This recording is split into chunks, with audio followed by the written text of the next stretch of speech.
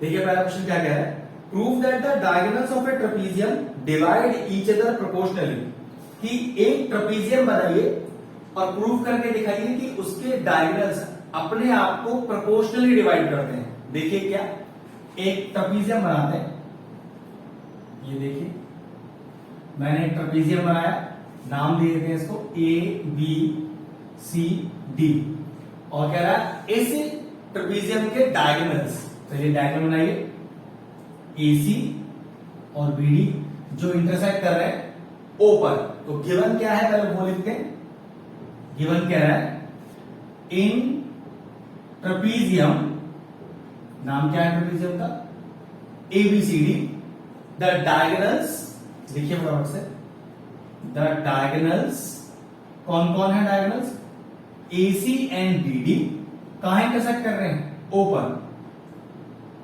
Intersect एटो, ये given हो गया। और ट्रेपीजियम का एक प्रॉपर्टी भी है कि ये जो AD है वो हमेशा BC के पैरेलल होता है, ये ट्रेपीजियम का प्रॉपर्टी है। चाहो तो गिवन में लिख सकते हो इन विच AD पैरेलल टू BC, ठीक है। ये जरूरी नहीं है लिखना, ये आपको अगर अंडरस्टूड है तो डायरेक्टली बात को यूज भी कर सकते हैं, ठीक। गिवन हो गया, अब लिखते हैं टू प्रूव। टू प्रूव क्या कह रहा है कि डायगोनल्स प्रोपोर्शनली डिवाइड करते हैं। अब प्रोपोर्शनली डायगोनल डिवाइड करते हैं, इसको कैसे लिखेंगे, AO upon OC is equal to DO upon OB, इसको बोलते हैं प्रोपोर्शनली डिवाइड करना। कुछ कंस्ट्रक्शन भी है, बिल्कुल है, देखिए क्या कंस्ट्रक्शन है, एक लाइन ड्रॉ करिए, नाम डाल देते हैं मान लीजिए इसका MO, ड्रॉ MO जो कि पैरेलल होगी AD के और BC के, पैरेलल होगी AD के और BC के, ये हमारा कंस्ट्रक्शन रहा।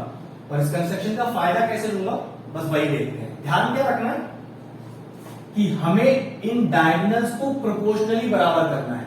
तो देखिए सबसे पहले ट्राइंगल लेते हैं ABC, ध्यान से देखिएगा ट्राइंगल ABC जिसमें MO BC के पैरेलल है। चलिए देखिए ना, प्रूफ लिखते हैं इसका, प्रूफ।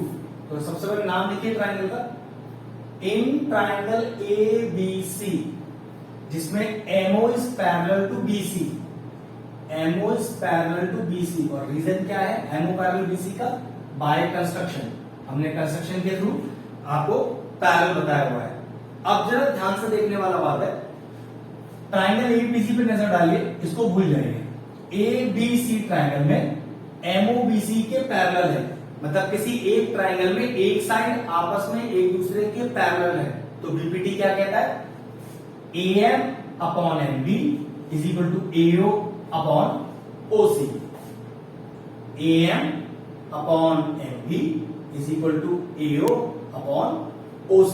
और रीजन क्या डालेंगे, ध्यान रखिएगा बोर्ड एग्जाम में ये B, P और T ये नहीं लिखना है, आपको BPT का पूरा स्टेटमेंट लिखना है। और वो स्टेटमेंट क्या होता है, if a line is drawn parallel to one side of a triangle intersecting the other two side then it divide this side in the same ratio, कि अगर किसी ट्राइंगल में एक लाइन दूसरी लाइन के पैरेलल डाली जाए तो वो पैरेलल लाइन इन बची हुई साइड्स को बिल्कुल प्रोपोर्शनली डिवाइड करती है।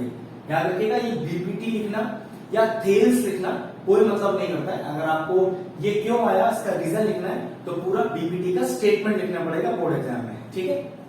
और इसको इक्वेशन क्या मान लेता हूं 1।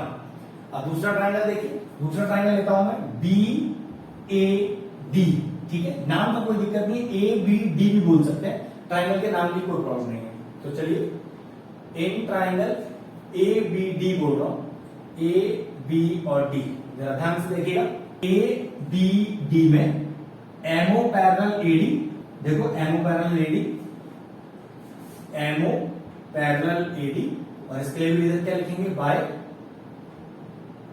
कंस्ट्रक्शन, ठीक है। क्या पता चला, फिर देखो ट्राइंगल ABD में अगर MO पैरेलल है AD के तो आप कह सकते हो AM by MB is equal to DO by OB, ठीक है, यही था BPT। तो आपने फिर लिखा AM by MB is equal to DO by OB, DO by OB. और रीजन फिर वही बीपीटी का पूरा स्टेटमेंट। ध्यान रखिएगा बीपीटी नहीं लिखना है, पहले ही बताया था। अब इक्वेशन 1 और इक्वेशन 2 को ध्यान से देखें तो ये am by M B match हो रहा है। तो अगर दो इक्वेशंस में एक साइड पूरी पूरी मैच कर जाए तो आप लिखोगे कंपेयरिंग इक्वेशन 1 एंड 2। और कंपेयरिंग करने का फायदा ये होता है कि ये जो दोनों मैच हुआ है ये तो हो जाएगा गायब, और जो अनमैच्ड फ्रैक्शंस हैं वो आपस में आ जाएंगे बराबर। इसी को कंपेयरिंग करना बोलते हैं। ये हो गया AO by OC is equal to DO by OB. और चेक कर लीजिए ये हमें प्रूफ करना था, हो गया प्रूफ। तो इस तरह से क्वेश्चन में बीपीटी का यूज करके हम अपने रिक्वायर्ड आंसर को ला सकते हैं। क्वेश्चन फिनिश हुआ।